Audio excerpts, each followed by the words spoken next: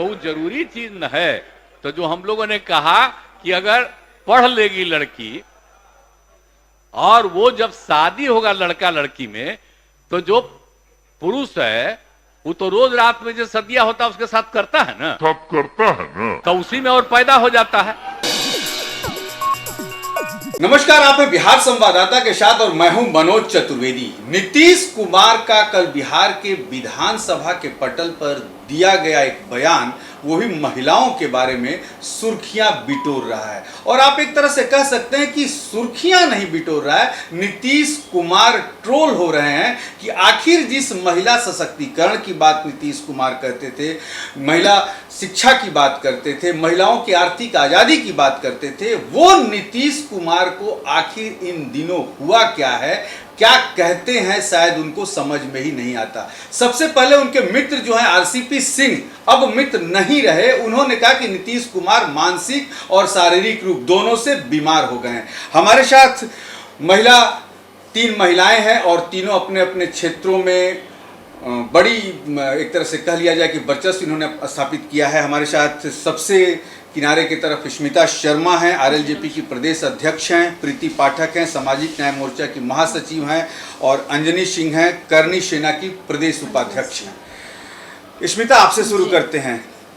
इस बयान को आप किस रूप में देखते हैं? देखिए, एक सूबे का मुखिया यानी बिहार राज्य के मुख्यमंत्री अगर विधानसभा या विधान परिषद में अमर्यादित शब्दों का, आप जनसंख्या वृद्धि के बारे में बात करते करते लड़कियों की शिक्षा के बारे में बात करने लगे, लेकिन जो एग्जाम्पल आप सेट कर रहे थे, तो जिस तरह से वो शब्दों का मतलब अमर्यादित शब्दों का इस्तेमाल कर रहे थे, और सबसे दुर्भाग्यपूर्ण बात है कि उनके हाथों के जो इशारे हो रहे थे, मतलब शर्म से हम लोग, मतलब अगर उस विधानसभा में, विधान परिषद में जो महिलाएं बैठी थी, शर्म से अपनी नज़रों को झुका ले।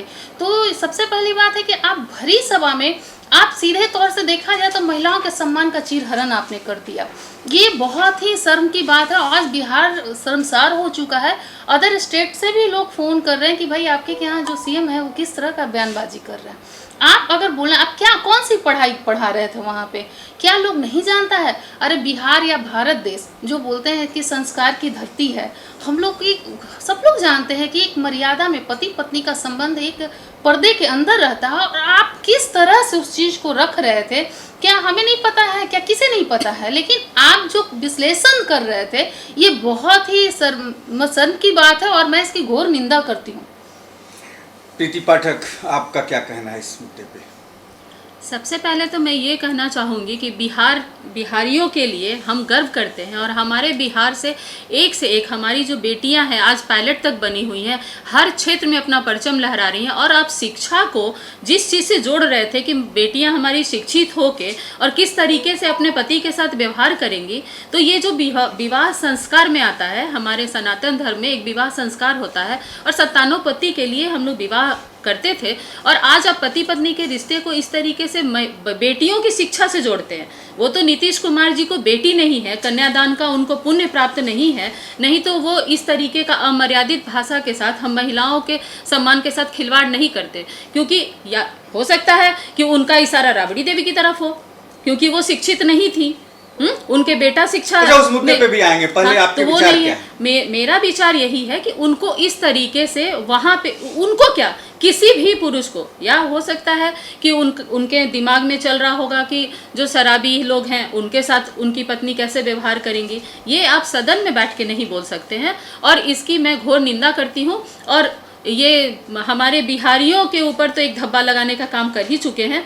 और अच्छा है, वो जब हम साथ में थे, जब भी वो भाजपा के साथ थे, तो उनका दिमाग कुछ काम कर रहा था, लेकिन अभी वो बिल्कुल ही ये अंजनी जी, करनी सेना कहा जाता है, बड़े उसकी लड़कियां भी बड़ी उग्र होती हैं। किस तरीके से आप देख रही हैं इस बयान को?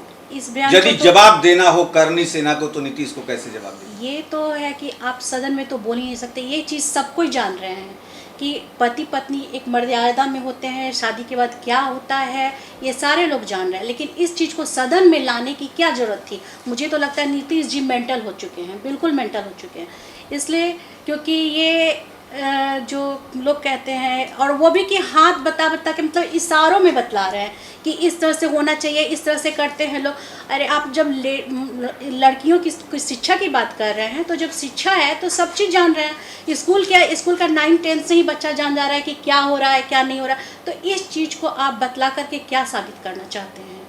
क्या आप स्मिता, यदि आप नीतीश के अभी पिछले दिनों के बयानों को देखिए, तमाम राजनीतिक बयान उनके भी, और अब तो उन्होंने एक तरह से कहा जाए कि वो जो हैं हर सीमा पार कर चुके, जितनी भर्त्सना पूरे देश में इस बयान की हो रही है। क्या अब नीतीश कुमार को इस्तीफा दे देना चाहिए? वास्तव में क्या वो मानसिक तौर से बीमार है? देखिए, सबसे पहले तो मैं ये कहना चाहती हूँ कि संगत से गुण होते ये तो सभी लोग जानते हैं।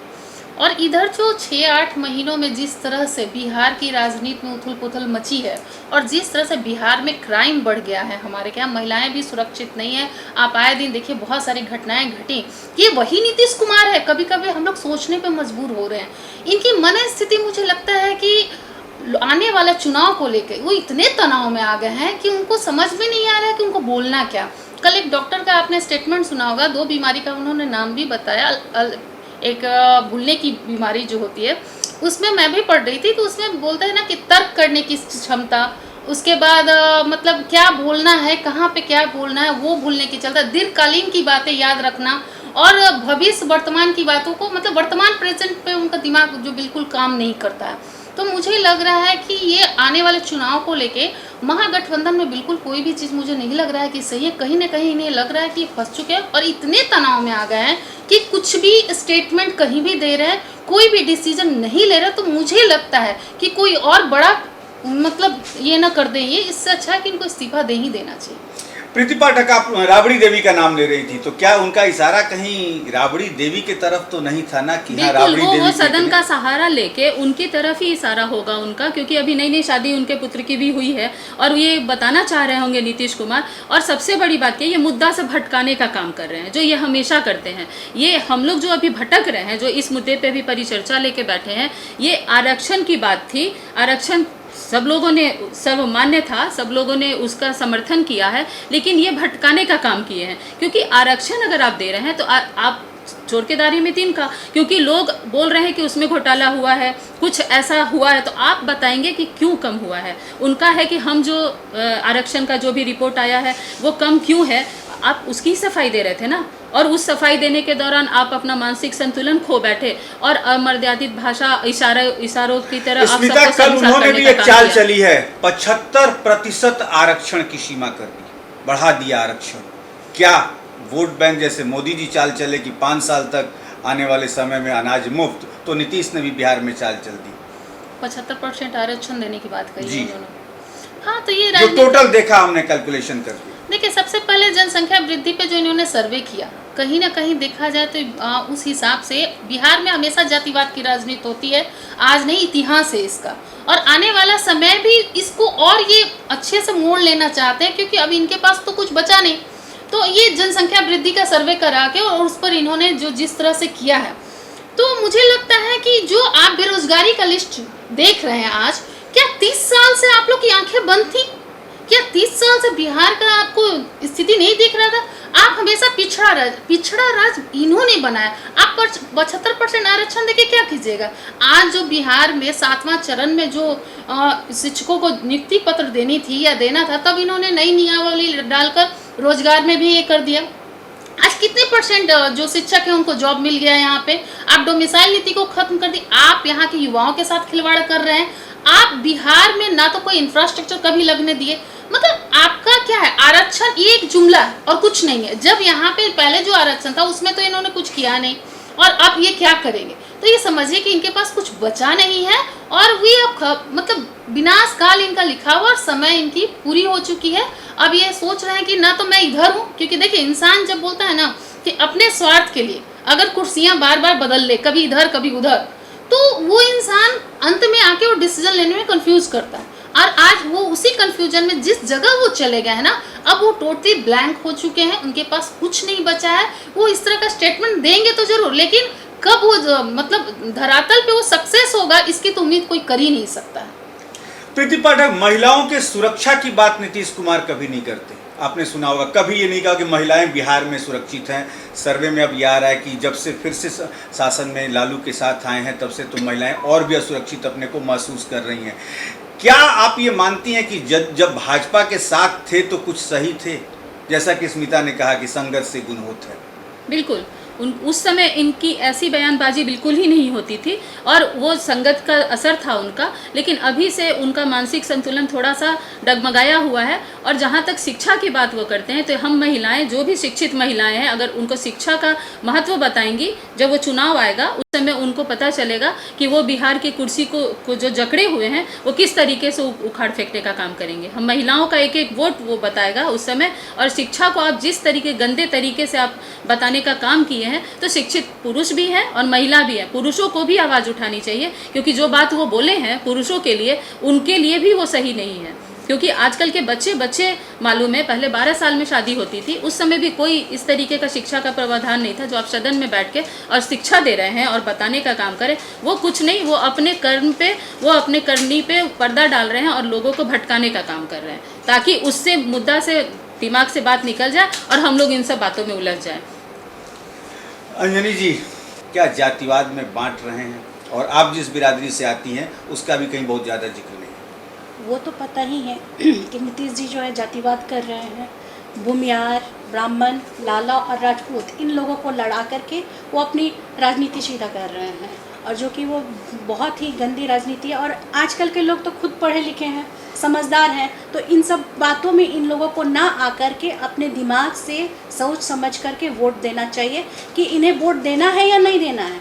ये नीतीश जी तो बहुत राज कर लिया और बिहार का नाम भी बहुत ऊंचे तक ले गए हैं, उसमें कोई दो राय तो है नहीं। तो इसलिए इनको जाति आनंद मोहन को नीतीश जी पकड़े हुए हैं कि आनंद मोहन कहते हैं कि मैं राजपूतों का नेता हूं। एज ए राजपूत आप आनंद मोहन को अपना नेता मानती हैं? जो सबकी भलाई करेगा, ये जरूरी नहीं है कि राजपूत के नेता मानती हैं आनंद मोहन को एज ए राजपूत? आनंद मोहन कहते हैं कि मैं राजपूतों का नेता हूं, आप मानती हैं आनंद मोहन को? हाँ, राजपूतों के लिए जो करेगा तो उसके नेता है। लेकिन मैं ये कहूंगी कि जातिवाद में ना जाएं, सबके लिए सोचिए। ये नहीं कि only for Rajput, only for Bhumihar, only for Brahmin, ऐसा कुछ भी नहीं है। जातिवाद ना करें और देश की भलाई का काम करें। तो पहले की जनसंख्या वृद्धि में जो सर्वे हुआ, हमारे कॉलोनी में तो मतलब हम लोग कह सकते हैं, हमारे इलाके में, हमारा जो क्षेत्र है जहानाबाद, किसी ने नहीं कहा कि हमारे घर आया है। तो ये अपने मन से, ये तो पहले सर्वे का जो रिपोर्ट ही है वो बिल्कुल गलत है। तो अपने मन से ये हमेशा फॉरवर्ड और बैकवर्ड को लड़ा। अरे एक समय में लालू जी कहते थे भूरा बाल साफ करो, ये कहीं ना कहीं से घूम के फिर उसी, मतलब उस टाइम जो राजनीति का इन्होंने मुद्दा जो बनाया था, घूम फिर के वो उसी पे आ गए। आज भी ये दिखाना चाहते हैं कि क्या फॉरवर्ड के बच्चे, आज जिस तरह से आरक्षण मिल रहा है उसमें क्या फॉरवर्ड के बच्चों को कितना मेहनत करना पड़ता है। आज जनरल में जाइए, किस तरह से उनको झेलना पड़ता है, और जिस तरह से ये लोग राजनीति कर रहे हैं, मैं तो कभी कभी सोच के डर जाती हूँ कि आने वाले, हम लोग तो किसी तरह से चलिए अपने लाइफ में सक्सेस कर रहे हैं, लेकिन हम लोग की जनरेशन को क्या होगा? अगर इस तरह से बिहार में राजनीति होगी तो हमारे बच्चों का भविष्य क्या होगा? आप लोग, मतलब ये लोग जो है ना, जाति विशेष को कभी छोड़ेंगे नहीं और हमेशा बैकवर्ड और फॉरवर्ड की जो पुरानी रणनीति है ना, उसी को अपनाए हुए हैं। लेकिन अब समय बदल रहा है, लोग जागरूक हो चुके हैं। हम लोग आज हम लोग कोई पार्टी पॉलिटिक्स के मतलब जो है कि अपोजिशन में, तो इसलिए हम लोग नहीं बोलने आए, हम लोग नारी सम्मान पे बात करने आए हैं। क्योंकि ये आधी आबादी का हम लोग नेतृत्व करते हैं, तो आधी आबादी की बात है, ये महिला समाज की बात है, और महिला समाज पे उन्होंने आपत्तिजनक बयान दिया है। तो इसलिए सब नीतीश कुमार को माफी भी मांगना चाहिए और जातिवाद में बांटना बंद करें। समय बदल चुका है, अब बिहार भी बदलेगा और आने वाले आगामी चुनाव में आप देखिएगा बदलाव निश्चित है। इस बीच हम एक बयान आपको और सुनवा दें। नीतीश कुमार के राजनीतिक गुरु जो रहे हैं उमेश प्रसाद सिंह, और जब नीतीश कुमार पहली बार मुख्यमंत्री बने तो सबसे पहले उन्हीं के गांव जाकर फिल्टर प्लांट जो गंगा नदी के किनारे लगा है आरा में, नीतीश कुमार ने वहां बनवाया है। लेकिन जब हमने सुबह बात की उमेश प्रसाद सिंह से कि आपके शिष्य का ऐसा बयान आया है, तो क्या कुछ कहा है उमेश प्रसाद सिंह ने, हम सुनवा देते हैं। नीतीश के बयान पर क्या कहिएगा आप?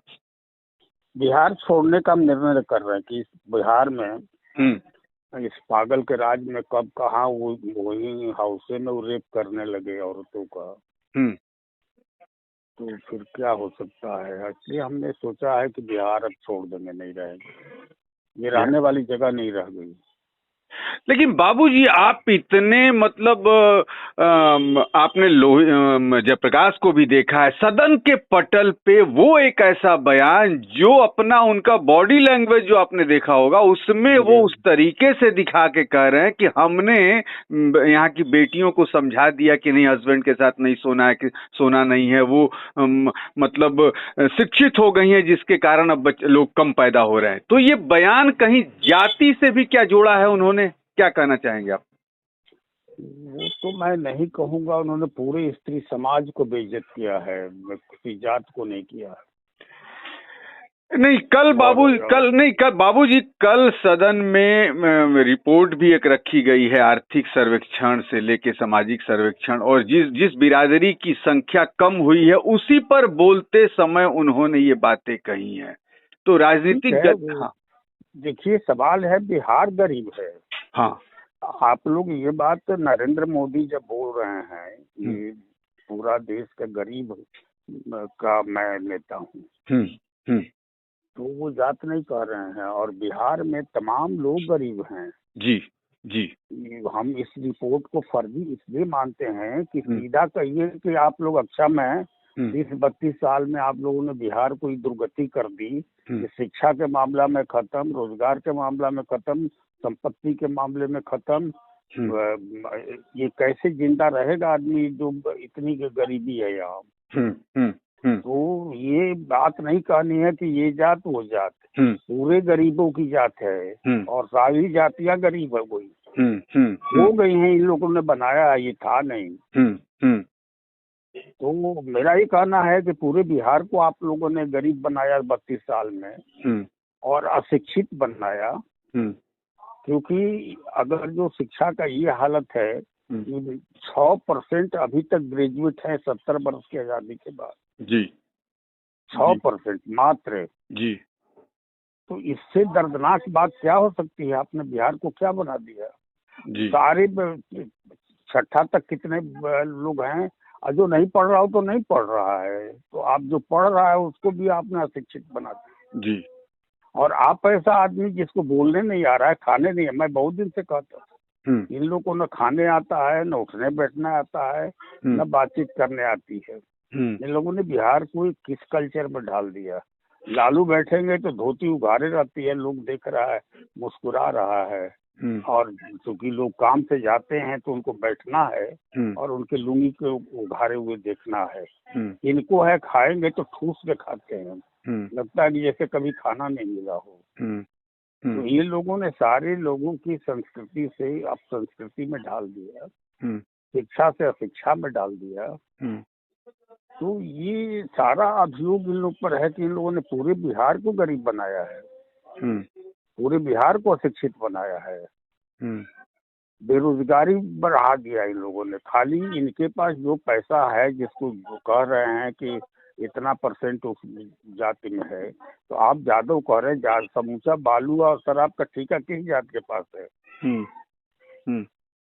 वो सीधा एक चीज बताएं कि जितना अशिक्षा है तो जादव जाति जो रूल कर रही है इस 32 साल में, वो ये बताएं लोग कि कितना इन लोगों कितने इन लोग लूट करते हैं, कितना बालू का माफिया है, कितना शराब का माफिया है, किस जात का है, ये भी आप आंकड़ा लाइए। बाबूजी हमने कुछ महिलाओं से भी बात की, उन्होंने कहा कि नीतीश ने ये बात कह के कि मतलब आप जो सोती थी कमरे में अब नहीं सोना चाहिए, जागरूक आप भी हो गई, इसीलिए संख्या कम हो रही है। तो नीतीश उनकी दमित वासना है भाई, वो महिलाओं को क्या कर रहे हैं, पूरी महिला जाति को उन्होंने अपमानित किया है और उनकी दमित वासना है, ये यही काम करते हैं अपने घर में, ये कोई सरकारी काम नहीं करते हैं। कोई नहीं जाता है, न आता है, न किसी से मिलना है, न जुलना है, इनका काम यही है। और जो इनके 3-4 आदमी हैं वो सप्लायर हैं। आप इसको मैंने अंतिम सवाल कह रहा हूँ ना कि मैं सोच लिया हूँ कि मैं बिहार छोड़ दूंगा। ऐसे गंदे लोगों के साथ बिहार में नहीं रहा जा सकता। तो आपने सुन लिया उमेश प्रसाद सिंह ने क्या कुछ कहा है। लेकिन इसी बीच जब 3 महिलाएं बैठी हैं तो हम जो हैं सुनवा दें राजद की प्रदेश की प्रवक्ता हैं सारिका पासवान। उन्होंने खुलेआम कहा कि नीतीश जी ने बिल्कुल सही कहा है, वो बयान भी हम सुनवा दें। क्या कहेंगी मुख्यमंत्री के इस बयान पर? मुख्यमंत्री जी ने बड़ी अच्छी बात कही। क्या कही? जब महिलाएं शिक्षित नहीं थी तो महिलाओं को अपने शरीर से जुड़े मामलों पे भी अधिकार लेने का फैसला नहीं था। और तब महिलाएं समाज, परिवार और कस्टम्स के नाम पे बच्चे पैदा करती थी। इससे क्या कोई इनकार कर सकता है? नहीं। अगर बेटी है तो बेटा पैदा कीजिए, अगर बेटा है तो एक और बेटा पैदा कीजिए। इस नाम पे महिलाएं हमेशा यही तो करती आई हैं। लेकिन जब महिलाओं में शिक्षा बढ़ी, आर्थिक स्वावलंबी आई, जब लेकिन सारिका जी शब्दों का इस्तेमाल जो उन्होंने किया है उस पे बताइए ना। देखिए, मुख्यमंत्री जी का जो वो भाषण था ना, या वो वक्तव्य था ना, वो कोई लिटरली जो कहते हैं ना अंग्रेजी तबके के व्यक्तियों के लिए नहीं था। वो आम जनमानस, जो बिहार की आम जनमानस, जिसे जो कहते हैं ना सरल भाषा, उस सरल भाषा में उन्होंने समझाने का प्रयास किया। ये कहीं भी, अब तो ये तो डिपेंड करता है कि लोग इसको कैसे लेते हैं। सुना आपने स्मिता, सारिका पासवान ने कहा कि नीतीश जी ने बहुत सोच समझ कर ये बयान दिया। एक महिला होकर कह रही हैं कि नहीं, सही बयान दिया है। उन पे भी मुझे लगता है कि संगत जहाँ वो हैं, जहाँ की वो प्रवक्ता हैं, तो मुझे लगता है जिस माहौल में वो रह रहे तो उसका इफेक्ट तो उनके ऊपर आएगा ही। लेकिन ये अशोभनीय है कि महिला होके आप महिला, क्योंकि यहाँ पे आप पार्टी से हटके बात कीजिए, यहाँ पे आधी आबादी को लेकर आप बात कीजिए, आप महिला के सम्मान की बात कीजिए। एक महिला होके आपको समर्थन करना चाहिए। और जिस तरह से वो बोले, तो आपको याद होगा कुछ समय पूर्व जब 33% आरक्षण की बात हमारे माननीय प्रधानमंत्री जी ने किया था, तो यहाँ पे सिद्दकी जी का एक स्टेटमेंट आया था कि बॉबकट और लिपस्टिक वाली महिलाओं पे। तो आप समझिए कि इनके यहाँ जो नेताएं हैं उनकी सोच कैसी है, इससे साफ पता चल रहा है। तो कहीं ना सारिका पासवान जी को भी सोचना चाहिए कि इस तरह के स्टेटमेंट देने से पहले वो भी एक महिला है और आप समर्थन कर रहे हैं। आप अगर सेक्स है तो अपने बच्चों के साथ आप ऐसे ही बात करती होंगी। अरे आपके घर में भी बेटियां होंगी भाई, आपकी बहनें होंगी। आज भी हम लोग नहीं जानते, सब लोग जानता है, लेकिन एक पर्दा है, एक हम लोग के संस्कार में ये चीज आया है, तो इसको ढक के रखा जाए। ऐसा नहीं कि सरेआम। तो आज अगर मुख्यमंत्री सरेआम ऐसा बोल सकते हैं, तो यहाँ के यूथ, अगर कोई लड़की जा रही है और राह चलते इस तरह का चर्चा छेड़े और लड़कियां अगर पलट के बाहर करे, तो कहेगा कि नहीं, हमारे तो भाई मुख्यमंत्री ही बोलते हैं, तो हम लोग सेक्स एजुकेशन की बात कर रहे हैं ताकि भाई इससे लोग जागरूक हो। मतलब आपका कहना है कि माहौल बिगड़ेगा?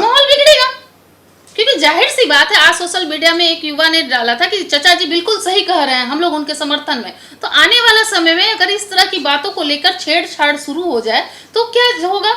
हमारा यूथ को ये किस दिशा में ले जाना चाह रहे हैं? कुछ चीजों को अगर मर्यादा में है, अगर ये मर्यादा पुरुषोत्तम की धरती कही जाती है भारत, तो भाई मर्यादा में रहने दीजिए ना चीजों को। आप समझाना था तो आप और भी एग्जाम्पल सेट कर सकते थे, आप और भी घटनाओं के बारे में बोल सकते थे। आप कह सकते थे कि लड़कियां शिक्षित हुई तो हर फील्ड में आ जाएं, तो उसी तरह से जनसंख्या वृद्धि पे भी आप कर सकते थे कि एजुकेशन, महिला जो एजुकेटेड हो जाती है वो निर्णय अपना परिवार को लेकर सही लेती हैं या परिवार नियोजन पे सही फैसला ले सकते हैं। इतने कम शब्दों में इस बात को रखा जा सकता था।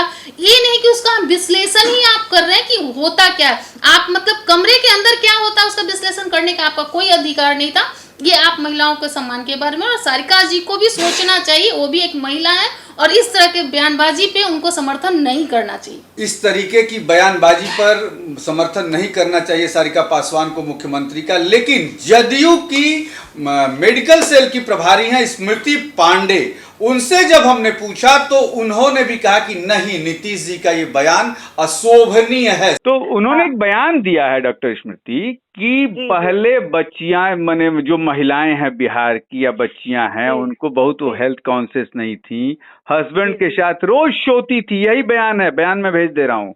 इसलिए बच्चे ज्यादा पैदा होते थे। जब से नीतीश कुमार ने आर्थिक स्वावलंबन माने 35% नौकरी दे दी, शिक्षा दे दिया, साइकिल दे दिया, तब से जो है वो कंट्रोल हो गया है।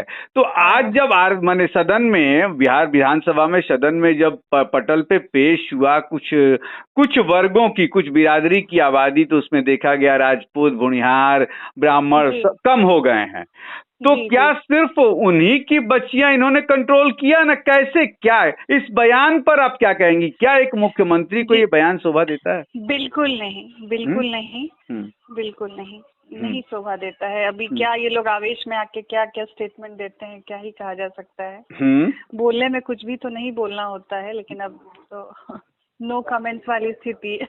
नहीं डॉक्टर स्मृति, वो एक कमरे के अंदर की बात है, क्या है, कौन बच्ची क्या करती है, लेकिन आप एक सदन की पटल में एज ए बिहार के मुख्यमंत्री ये बात कह रहे हैं, यानी कि आप किसके ऊपर लांछन लगा रहे हैं?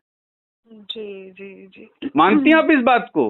आप महिला सेल से जुड़ी हैं, वो भी मेडिकल सेल से जदयू के, इसलिए मैंने आपसे पूछा कि कितना कटाक्ष करना चाहेंगी अपने मुख्यमंत्री के बारे में आप, कि क्या ये सही है या गलत है? अभी तो फिलहाल नो कमेंट्स, और तो कुछ नहीं बोलना चाहूँगी। मतलब आप ये कहना चाहते हैं कि बयान सही नहीं है कहीं से भी?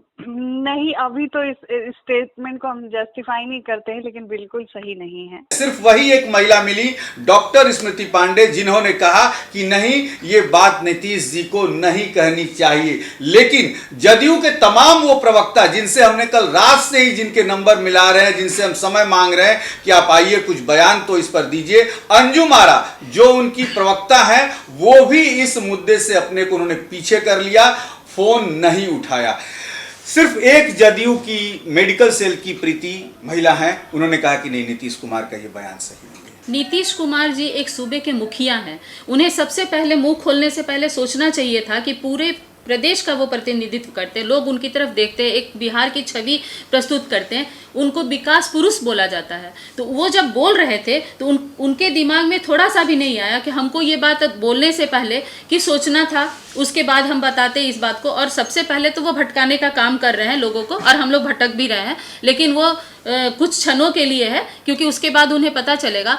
वो जो अभी शराबबंदी के नाम पे जो घर घर शराब पहुंचा रहे हैं, उनका इशारा उन शराबियों के लिए भी होगा, उनकी पत्नियों के लिए भी होगा, क्योंकि किसी सज्जन पुरुष के साथ महिलाएं वो काम नहीं करेंगी जो वो सिखा रहे थे और पढ़ा रहे थे। क्योंकि वो उनको तो उसी तरीके से एक जो कौन सा शब्द इस्तेमाल करना चाहिए उनके लिए, कि जो एक लड़का होता है जो कुछ काम का नहीं होता है, एक बिना नकारा एक लड़का होता है, उस तरीके से वो खड़े होकर बोल रहे हैं। एक बिहारी जो एकदम नकारा निकम्मा जो आदमी होता है, उस तरीके से वो बयानबाजी कर रहे हैं सूबे के मुखिया होने के कारण। इसलिए उनको तो इस्तीफा दे के और उनको किसी डॉक्टर से मिलना चाहिए, ताकि कि हमसे ये गलती कैसे हो जा रहा है बार बार, और माफ़ी तो उनको मांगना ही चाहिए। हम महिलाएं उनको कभी माफ़ नहीं करेंगी, क्योंकि ये माफ़ी वाला ये बयान था ही नहीं। इसी बीच एक बयान हम आपको और सुनवा देते हैं। कुछ महिलाओं से हमने बात किया जो अपने अपने फील्ड में एक मुकाम हासिल जिन्होंने किया है, वर्किंग वुमेन है। शालिनी सिंह को सुनवाते हैं। शालिनी सिंह ने कहा कि नीतीश कुमार के अब इस बयान से महिलाएं जो हैं क्या सोचेंगी, ये तो बात की बात है, लेकिन शायद क्या नीतीश कुमार ये चाहते हैं कि अब महिलाएं जो हैं ऑफिस के लोगों से संपर्क करें। मुख्यमंत्री का एक बयान ये आया है कि महिलाएं पहले अपने हस्बैंड के साथ सोती थी बिहार में, इसीलिए बच्चे ज्यादा पैदा होते थे, और अब हमने महिलाओं को शिक्षा दे दी है जिसके कारण अब कम पैदा होते हैं। कहाँ तक शोभनीय है ये बयान? छी छी छी, कहाँ बोले हैं? विधानसभा में? विधानसभा से उनका बयान आया है। आप एक गृहिणी हैं, क्या कहना चाहती हैं इस पे? ये क्या बात हुई? ये क्या बात हुई? मतलब स्लेव थी पहले? एकदम, कि वो पहले नहीं जानती, हाँ, पहले नहीं जानती थी। सुरक्षा पूरा समझाने की कोशिश उन्होंने किया है कि उन्होंने साइकिल दे दी, समझा दिया, जिसके कारण अब बच्चे कम पैदा होते हैं, इसलिए आबादी कम। मतलब स्लेव थी, पैसे के लिए ये सब होता था। देखिए यही ना, इंडिपेंडेंट हो गई तो नहीं कर रही है। आप यही समझाना चाह रहे हैं ना, बीइंग अ मुख्यमंत्री? जी जी, कहाँ तक ये शोभनीय बयान है? विनाश काले विपरीत बुद्धि। विनाश काले विपरीत बुद्धि। एक भारतीय महिला छोड़ दिया, यदि बिहार की एक महिलाओं को लेना हो इस मुद्दे पे, तो क्या वो संदेश देना चाहेंगी मुख्यमंत्री को, शालिनी जी? मतलब इसमें तो संदेश यही आता है, एक तो जिस पद पे हैं उसकी गरिमा तो खंडित कर ही दी इन्होंने, ठीक है, और दूसरा इससे इनकी मानसिकता पता चलती है कि ये औरतों को स्लेव समझते हैं, ठीक है, और उनका जो दाम्पत्य जीवन है सिर्फ और सिर्फ मतलब एज ए स्लेव वो मतलब स्पेंड करती थी, मतलब सालनी जी जरा सा खुल के कि क्या इनको नहीं मिलता वो सब घर में जिसके लिए दूसरी महिलाओं पे कटाक्ष कर रहे हैं, दूसरे पुरुषों पे कटाक्ष कर रहे हैं? अब ये अगर मैं ये बोलूं तो मेरे लिए अशोभनीय है, मैं किसी को पर्सनली जज नहीं करना चाहती, लेकिन उन्होंने तो बैठे हुए पूरे राज्य की महिलाओं को जज कर लिया ना। बिल्कुल बिल्कुल, राज्य की पूरी महिलाओं को जज किया है एकदम। आपने उनको प्राउड नहीं फील करवाया है, आपने बताया है कि दे आर स्लेव्स, तो हमने एक अपॉर्चुनिटी उन्हें दे दी तो वो डाइवर्ट कर गई। जी बिल्कुल। कल के दिन आप कहिएगा कि वो कहीं और की स्लेव बन गई। बिल्कुल बिल्कुल। हाँ। वो क्या कहते हैं, ऑफिस जॉब में स्लेव बन गई, ऑफिस वाइफ बन गई, आपको कुछ भी कह दीजिएगा ना फिर। बिल्कुल, और वो भी विधानसभा के पटल से कह रहे हैं, और शब्द वो है मुख्यमंत्री, उनकी एक एक बातें, एक एक शब्द मायने रखती है, चाहे वो विधानसभा में बोले या किसी जनसभा को संबोधित करे या फिर वो इंटरव्यू मतलब पर्सनल अपना एक प्रेस कॉन्फ्रेंस में बोले, वो जिस जगह पे बैठे हैं उनका एक एक शब्द मायने रखता है, और अपने ही राज्य के प्रति। अब आप ये बताइए कि बिहार की जो महिलाएं हैं इस बयान को किस परिप्रेक्ष्य में देखेंगी? क्या मुख्यमंत्री के प्रति उनकी जो आस्था थी कि महिलाओं के लिए जो कर दिए हैं, करते हैं, अब बनी रहेगी इस बयान के बाद? बिल्कुल नहीं बनी रहेगी। अब तो ये देखा जाए कि अच्छा उन्होंने हमें मतलब यहाँ से उठा करके कहीं और डिपोर्ट कर दिया। अच्छा, आर्थिक संपन्नता और आर्थिक जो इंडिपेंडेंसी है उसका इससे संबंध है ही नहीं, था ही नहीं, कभी नहीं था, इसका उससे संबंध नहीं है। यानी कि आप इसका संबंध सीधे सीधे फाइनेंस से है, अपनी स्थिति से है, राज्य की स्थिति से है, और जो शिक्षा हो रहा है उसका मकसद यही है कि हमको पता है कि मेरे बच्चे होंगे, अगर 10 बच्चे होंगे तो मैं कैसे पढ़ाऊंगी, 2 बच्चे होंगे तो कैसे पढ़ाऊंगी, क्योंकि पहले बहुत पुराने जमाने में आप चले तो महिलाओं को नहीं पता था कि पढ़ाई कैसी होती है, और शिक्षा भी नहीं थी, प्रेशर भी नहीं था, तो इसका संबंध कहीं फाइनेंस से है। क्या मुख्यमंत्री ये बात कहना चाह रहे थे कि अब हमने आपको आर्थिक आजादी दे दी तो आप चाहिए तो अपना संबंध किसी से बना लीजिए? क्या कुछ ऐसा भी था? आपसे कह रही हूँ, यही कह रही हूँ कि अब आप ऑफिस में वो शुरू कर दीजिए, अपने कार्य क्षेत्र में ये सब शुरू कर दीजिए, क्योंकि घर से आप चूंकि निकल गई हैं, हमने इंडिपेंडेंट बना दिया है, तो वो आप जरूरी नहीं है कि उसके साथ ये करें, आप एज ए एंजॉयमेंट ये कहीं भी कर सकते हैं। अंजनी जी, बयान महिला ये भी दे रही है कि यदि पति के साथ ऐसा नहीं करें तो फिर जाएं तो जाएं कहाँ। नीतीश कुमार के बयान को महिलाएं दूसरे तरीके से भी अब ले रही हैं कि हाँ, क्या अपने जिस ऑफिस में काम कर रही हैं वहाँ के पुरुषों से संबंध बनाएं। ऐसी भी बयानबाजी आनी शुरू हो गई है कि नीतीश कुमार चाहते क्या। नीतीश कुमार एक तो सबसे पहले जिस भारत कल्चर में रह रहे हैं, ये सनातन धर्म का है, ठीक है, और आप हिंदुस्तानी हैं, और सबसे पहले कि यहाँ पे लोग सबको स्त्रियों की जो है इज्जत करते हैं, मर्यादा पुरुषोत्तम का ये धरती है, सबने स्त्रियों की इज्जत की है, तो आपको सबसे पहले महिलाओं का सम्मान करना सीखना चाहिए कि महिलाओं के साथ किस तरह से पेश आएँ, किस तरह का बयानबाजी कर रहे हैं, ये चीज़ सोचना चाहिए। अगर आप इस तरह की हरकत करेंगे, जब आप मुख्यमंत्री हैं इस तरह की हरकत करेंगे, तो आगे वाली जनरेशन क्या करेंगे? आजकल के जो नवयुवक हैं वो लड़के लोग क्या करेंगे? स्त्रियों की इज्जत तो करेंगे नहीं, राह चलते लड़कियों को छेड़ेंगे, और उसके बाद पता चलेगा कि बलात्कार का केस हो रहा है, कभी ये केस हो रहा है, तो आपका बिहार सुरक्षित है कहाँ? क्योंकि आप मुख्यमंत्री हो कि इस तरह की बातें करेंगे, और उसके बाद आप ये कह रहे हैं कि अपने पति को छोड़कर किसी और के साथ इन्वॉल्व हो, ये सब तो गलत है ना। ये आप सोच सकते हैं, यहाँ की संस्कृति ऐसा नहीं बोलती है, ये आप सोच रहे हैं, आपकी सोच है। प्रीति पाठक, कहा जाता है कि बुढ़ापे में एक साथी की तलाश होती है, क्या नीतीश कुमार इन बयानों से कोई साथी तलाशना चाहते हैं क्या? यही बात अभी मैं बोलने वाली थी कि उनके पार्टी की महिलाएं कितनी असुरक्षा महसूस कर रही होंगी, भले वो पक्ष ले रही हैं या कुछ महिलाएं उनके सपोर्ट में बोल रही हैं, क्योंकि उनको वो काम है, उनको लगता है कि मुझे सपोर्ट करना चाहिए, लेकिन एक महिला होने के नाते साथी की जरूरत है, किसी को भी, आप पुरुष साथी भी रख सकते हैं, हम महिलाएं भी आपस में सहेलियां बन सकती हैं। ऐसी कोई ज़रूरत नहीं है कि शारीरिक ही हमको साथी ज़रूरत पड़े, ऐसा कुछ नहीं है, क्योंकि ये राम और सीता की भूमि है। जानकी माता हमारे बिहार की ही हैं, और जब वो रावण के यहाँ भी थी तो अपने पवित्रता को बचा के रखी थी। तो ऐसा अगर वो सोच रहे हैं तो इसीलिए तो उनको बार बार बोला जा रहा है कि भाई या मानसिक जो डॉक्टर हैं आप उनसे मनोचिकित्सक से सलाह लीजिए और इस्तीफा देके आराम से पहले अपना इलाज कराइए, फिर आप प्रधानमंत्री बनने का सपना देखिए या राष्ट्रपति बनिए। स्मिता, इस बयान को इस रूप में लिया जा सकता है कि नीतीश कुमार को एक साथी की जरूरत है, या कैसे? आप राजनीतिक क्षेत्र से हैं, और क्या नीतीश कुमार की पार्टी में महिलाएं इस बयान के बाद अपने को सुरक्षित महसूस करेंगी? बिल्कुल भी नहीं। जहाँ ऐसी सोच हो, जहाँ के मतलब मुखिया का ऐसा सोच हो रहा है, तो वहाँ पार्टी में महिलाएं, सबसे पहले तो मुझे लगता है कि कोई भी महिला इस चीज़ पे वहाँ समर्थन नहीं कर रही होंगी, और इसीलिए वो लोग पीछे हट रही हैं बयान देने से।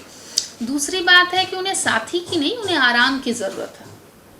उनको चाहिए कि थोड़ा आराम करें, बहुत ज़्यादा तनाव में जी रहे हैं, और हमेशा डिप्रेशन उनके फेस पर दिखाई भी देता है।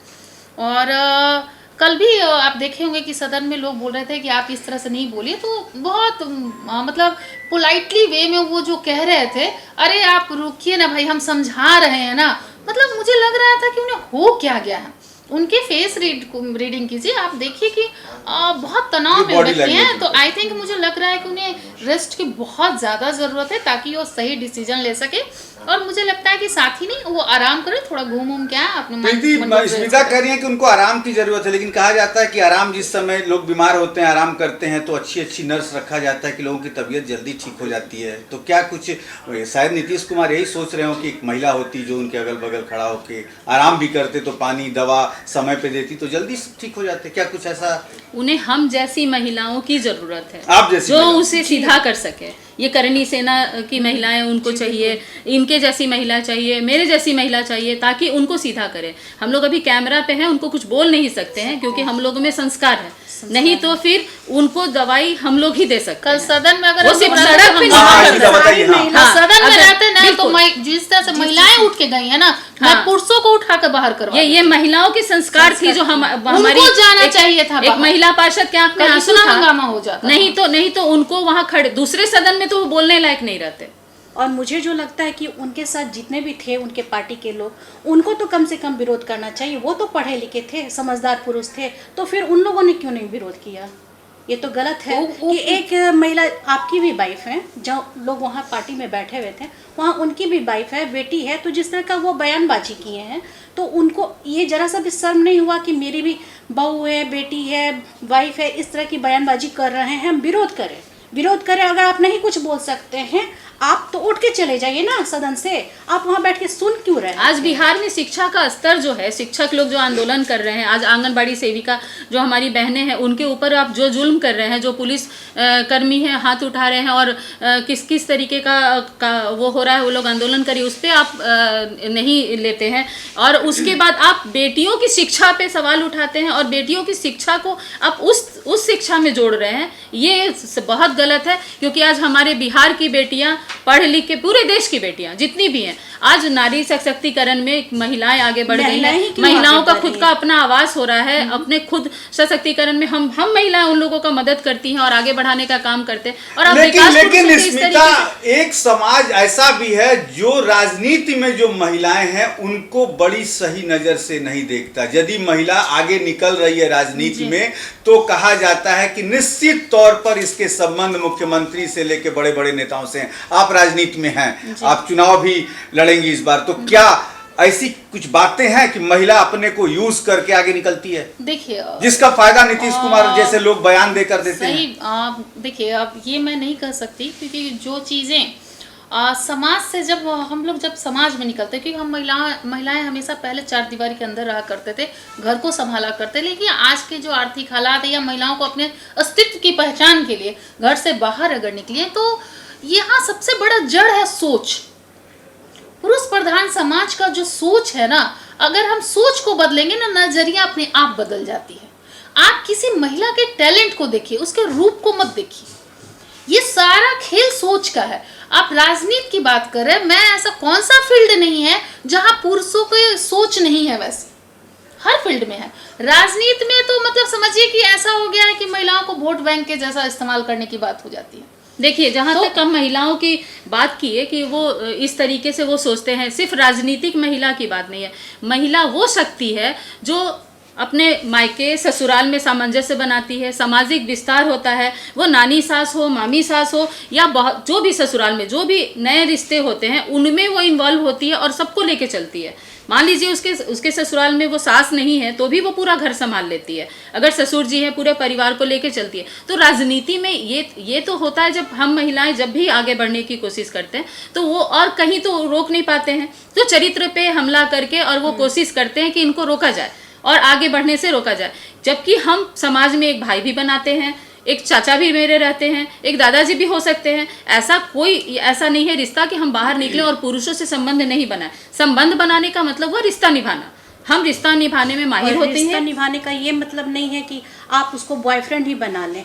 हम चाचा बनाते हैं, भाई बोलते हैं, हम लोग तो भैया भी बोलते हैं, हर लोग को रिस्पेक्ट दे के बोलते हैं। लेकिन पुरुषों का नज़रिया इतना गलत हो जाएगा कि वो किसी के साथ भी इन्वॉल्व कर देगा कि ये कैरेक्टरलेस है। ये तो गलत है। अगर आप महिलाएं की बात करते हैं कि शिक्षा देनी चाहिए, आगे बढ़ना चाहिए महिलाओं को, तो जब महिलाएं आगे बढ़ रही तो आप उनके कैरेक्टर पे क्यों बोल रहे हैं कि ये इस तरह का इन्वॉल्व होंगी, ये आगे बढ़ी हैं, इसका मतलब ये कैरेक्टरलेस हैं? ये आप कैसे बोल सकते हैं? और पुरुष प्रधान समाज है, मैं मानती हूँ पुरुष प्रधान समाज है और रहेगा भी और रहना भी चाहिए, क्योंकि एक सहारा चाहिए। एक छोटा भाई भी अगर किसी महिला के साथ चलता है तो वो सुरक्षा महसूस करती है। तो इसलिए हमको समाज में किसी पुरुष का साथ तो चाहिए। हम जिस भी फील्ड में जाएं, हम बैंक में भी जाएंगे तो अगर मैनेजर से मेरा अच्छा संबंध है तो मेरा काम अच्छे से हो जाएगा, हम भटकेंगे नहीं, मेरा कोई गलत इस्तेमाल नहीं करेगा। तो ये नजरिए की बात है। जिस नजरिए से अगर हम लोग किसी भी फील्ड में जाते हैं, बेटी के एडमिशन के लिए जाएं, बच्चों के लिए अगर हम कहीं हॉस्टल में भी रूम दिलवाना है, तो इस तरीके से हमको दूसरे शहर में जाना पड़ता है। और अगर हम समाज में अगर हम रिश्ता नहीं बनाए, अगर अच्छा संबंध नहीं रखेंगे तो कैसे चलेगा। अंतिम सवाल एक आप लोगों से लेते हैं। चलिए, नीतीश कुमार की इस बात को, इस बयान को जितना भी भर्त्सना इसकी की जाए वो कम है, लेकिन जैसे स्मिता आपने कहा कि पार्टी में जो है तुरंत उनके ऊपर लांछन लगा के महिलाओं पर ये कह दिया जाता है बातें, लेकिन आज आप देख रही हैं कि आज लड़कियों का जो ज़्यादा एजुकेटेड हो जा रही हैं, आप फैशन देख रही हैं, फिर पुरुष कहता है कि भाई ऐसे कपड़े तमाम, उस पर आता है कि भाई नजर, आपने ही अभी कहा है कि नजरिया बदलिए, लेकिन आप ही यदि उस तरीके के कपड़े पहन के चलिए तो निश्चित तौर पर पुरुषों की नजर जाएगी। क्या आप तीनों की क्या सोच है? बारी नहीं, मेरा ये मानना है कि देखिए, अगर हम कोई भी वस्त्र पहने कैसा तो अपने तन को ढककर चले, क्योंकि यही हमारी मर्यादा हमें सिखाती है। और आप पर्सनल लाइफ में क्या कर रही हैं, आप बंद कमरे में क्या पहन रही हैं, उससे समाज को मतलब नहीं होता है। लेकिन आप जब समाज में उठती बैठती हैं या समाज के लोगों से मिलती हैं तो ड्रेस कोड बहुत इंपॉर्टेंट रखता है कि हम क्या पहन के चल रहे हैं। क्योंकि जब हम जान रहे हैं कि समाज बहुत जल्दी इन सब चीज़ों पे, हमारे चरित्र पे उंगली उठा रहा है, तो बहुत सोच समझ के हमें ड्रेस कोड, क्योंकि हर फील्ड का देखिए एक अपना ड्रेस कोड होता है, उसको हम लोग मेंटेन करके चल। तो महिलाओं से भी मैं कहना चाहती हूँ कि देखिए, आप कभी वृंदावन जाइए तो वहाँ पे साफ अक्षरों में लिखा हुआ है कि आपत्तिजनक ड्रेस पहन के मंदिर में प्रवेश ना करें, क्योंकि वो पूजा स्थल का जगह है, वहाँ कोई शो करने की जगह नहीं है। तो आप उस तरह का वस्त्र ना पहने। पुरुषों के लिए भी लिखा हुआ, महिलाओं के लिए भी लिखा हुआ। लेकिन एक चीज आप बता दीजिए, आपने जो बात कही कि ठीक है ड्रेस कोड होना चाहिए, पर्सनल लाइफ भी अलग है, लेकिन आप मान लीजिए किसी राजनीतिक क्षेत्र में ऊंचे पद पे हैं, समाज सेविका हैं, और आप ठीक है अपने पर्सनल फोटो को, उस तरीके के फोटो को तमाम सोशल मीडिया में जब आप डालती हैं तो हमारे जैसे लोग भी उसको खंगालते हैं और बताते हैं कि जो आप बैठ के एक कैमरे के स्टूडियो के सामने जो आप बोल रही हैं और देखिए आपके फोटो कैसे कैसे लगे हुए हैं, तो इस पर कितनी सावधानी बरतनी चाहिए? नहीं, देखिए, सबसे पहले तो इस तरह का कोई भी पोस्ट हमें सोशल मीडिया पे नहीं डालना चाहिए। आप अपने पर्सनल, क्योंकि आप पर्सनल नहीं रह चुकी, आपका एक नाम है, समाज में एक नाम है, आप अननोन फेस नहीं है, आपको लोग जानते हैं, नोन है आप। तो आपको इस तरह का पोस्ट तो पहले डालना ही नहीं चाहिए, ताकि आप सामने वालों के, अगर आप ऐसा कर रही हैं तो कहीं ना कहीं मुझे लगता है कि आप अपने मतलब संस्कारों का परिचय देती हैं। इस तरह के अभद्र ड्रेस पहन के सोशल मीडिया पे पोस्ट करना, तो फिर आप क्या मैसेज दीजिएगा अगले को? क्योंकि हम नारी का सशक्तिकरण की राजनीति कर रहे हैं, हम आबादी को आगे ले जाने की बात कर रहे हैं, तो हम उन्हें सही मार्गदर्शन अगर हम नहीं करेंगे तो फिर पुरुष पे उंगली उठाने का मतलब जो है बहुत गलत है। क्या कहना चाहेंगी आप? सोशल मीडिया पे आजकल महिलाएं जो हैं, जो नेताइन भी बनती हैं, बड़े बड़े जगहों पे हैं, ऐसी ऐसी तस्वीरें डालती हैं जो कि उनकी वायरल होती है और वो सोचती हैं कि हमें लाइक मिल रहा है। क्या कहना चाहेंगी इस पे, जो सामाजिक क्षेत्र में महिलाएं हैं? जी बिल्कुल, क्योंकि हम महिलाओं का एक सम्मान है और हम लोग सम्मान चाहते भी हैं, तो इसलिए हम लोगों को इस तरीके का काम करना नहीं चाहिए और काम खुद नहीं करना चाहिए, रोकना भी चाहिए। मैं आज आपके टीवी चैनल के माध्यम से मैं आज बताना चाहूँगी कि मुझे बहुत बुरा लगता है कि ये जो शादी ब्याह में जो नाचने वाली जाती हैं और पूरे परिवार के साथ बैठ के, और वहाँ पे घर का बच्चा अगर अभद्रता भी करता है और घर के पुरुष उसको रोकते नहीं हैं, तो इनको रोकना चाहिए। आप मनोरंजन के लिए लाते हैं, ठीक है, वो मजबूरी में डांस करती है, उन्हें पैसे चाहिए, आपको क्या चाहिए? आपके बच्चे क्यों उसके साथ स्टेज पे जाके बदतमीजी करते हैं और आप मना नहीं करते हैं?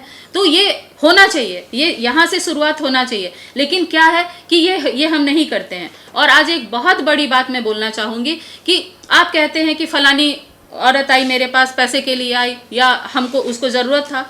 आप समाज में बैठ के बोलिए, उस दिन महापुरुष बनेंगे आप। पुरुष तो आप हैं, लेकिन महापुरुष तब बनेंगे कि आप ये बताइए 4 आदमी के साथ बैठ के कि मैंने उसे टच नहीं किया और उसे पैसे की ज़रूरत थी और मैंने उसके मुंह पे फेंक दिया। लेकिन आप वहाँ बैठते हैं, उसके साथ खिलवाड़ भी करते हैं, उसके जिस्म को भी छूते हैं और उसके बाद आप कहते हैं कि मैंने पैसा दे दिया और वो मेरे पास आई थी। आप पूरे समाज में उसे नंगा करने का काम करते हैं, तो वो नंगा नहीं होती है, आप होते हैं, क्योंकि वो अपना घर परिवार बीमारी के लिए, किसी भी चीज़ के लिए वो आती है या अपने शारीरिक सुख के लिए ही आती है। लेकिन ये बहुत गलत बात है। पुरुष उस दिन महान होगा जिस दिन इस तरीके का बयान देगा, और वो उस महिला की मदद अगर वो इस तरीके से करता है तो फिर समाज उसे भी इज्जत की नजर से। अंजनी जी, सोशल मीडिया पे भी आजकल महिलाएं और नेता भी उसका फायदा उठा रहे हैं, क्या कहना चाहेंगे आप? सबसे पहले तो मैं ये कहना चाहूँगी कि जो भी महिलाएं हैं, चाहे वो नेता हो या घर की महिलाएं हों, सबसे पहले सोशल मीडिया पे आप लोग जो वायरल करती हैं वीडियो बना करके, रील्स बना करके, वो गलत है।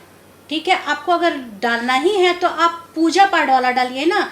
ये जो आप हाफ कपड़े में पहन के डाल रहे हैं रील्स, सोच रहे हैं कि लाइक मिल रहा है, बहुत सारे लोग हैं जो मुझे अच्छा कह रहे हैं, मैं बहुत खूबसूरत हूँ, ये सब सोच आपकी गलत है। क्यों? क्योंकि आप जान नहीं रही हैं कि बाहर आप कर क्या रही हैं। जो भी चीज़ आप डाली हैं उससे लोगों पे क्या इफ़ेक्ट पड़ रहा है, वो आप अपने आप को गलत साबित कर रही हैं।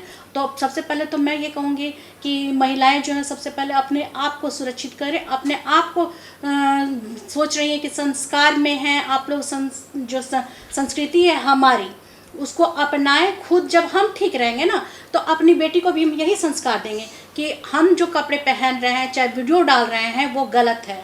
क्योंकि जब माँ सही रहेंगी तो वो अपने बच्चों को भी संस्कार वैसा ही देंगी। स्मिता, आरएलजेपी की महिला मोर्चा अध्यक्ष होने के नाते क्या कड़ी शब्दों में नीतीश को आप क्या कहना चाहेंगी? माफी क्या नीतीश को मांगनी चाहिए बिहार की महिलाओं से? बिल्कुल मांगनी चाहिए उनको। बिहार की बेटियों से क्या, भारतवर्ष की सारी महिलाओं से उनको माफी मांगनी चाहिए और थोड़ा आराम दें खुद को। अगर वाकई उनको तनाव बहुत ज़्यादा हो गया तो मैं कहूँगी कि रेस्ट करें और एक न्यूरो डॉक्टर से वो अपनी इलाज भी कराएं ताकि आने वाले समय में बने रहें। नहीं तो इस तरह से अगर वो करेंगे तो बहुत जल्द आराम तो आप कहेंगे पॉलिटिकल रूप में कि एनडीए में आ जाएंगे तो आराम? नहीं, मैं कहाँ कर रही हूँ, मैं तो उन्हें आराम करने की बात करूँ। मैंने कहा कि एनडीए में लेंगी आप लोग यदि आएंगे? देखिए, वो समय पे मैं कुछ नहीं कर सकती, उस समय पे सब कुछ लिखा हुआ है। समय बलवान होता है, व्यक्ति बलवान कभी नहीं होता है, तो वो बात की बात है। लेकिन फिलहाल तो उन्हें जिस संगत में वो चले गए हैं, वो जिस तरह से वहाँ, जैसे आपने कहा कि वहाँ लोग समर्थन कर रहे हैं इस बयानबाजी का, इवन उप मुख्यमंत्री भी इस पे कुछ बोले हैं ना कि वो सेक्स एजुकेशन के बारे में बता रहे हैं, तो मुझे लग रहा है कि संगत का बहुत अच्छा इफेक्ट उनके ऊपर हो गया। तो मुझे लगता है अच्छे संगत में रहना चाहिए, अच्छी सोच आती है, पॉजिटिव एनर्जी मिलता है। निगेटिव एनर्जी के बीच में रहेंगे तो इसी तरह का बयानबाजी करते रहेंगे और अपने जो बनी बनाई, जो 2004 में यही मुख्यमंत्री जी का जो बना हुआ था, समाज में एक नाम था, हम लोग भी बहुत प्राउड से कहते थे भाई हमारे मुख्यमंत्री ने जंगल राज से हमें बाहर निकाला है और लड़कियों के लिए काफ़ी सुरक्षा भी उन्होंने उस समय दिया था। बहुत सारी चीज़ें थी, हम लोग बेखौफ होके, यहाँ की बेटी है, यहाँ के माहौल से बहुत अच्छे से हम लोग वाकिफ़ हैं। तो मुझे लगता है कि उनको सोचना चाहिए और अपनी उस छवि को, आराम के दौरान उस छवि को अपना याद करना चाहिए कि मैं पहले क्या था और अब मैं क्या बन गया हूँ।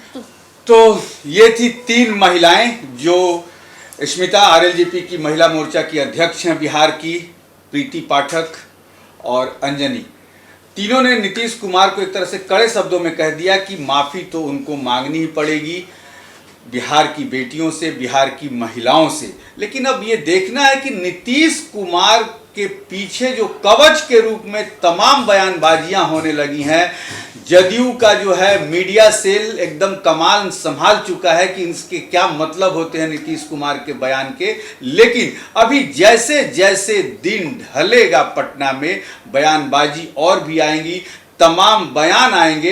हम सारी घटनाएं और सारी खबरों को आप तक लेके पहुंचाएंगे। हमें दीजिए इजाजत, नमस्कार।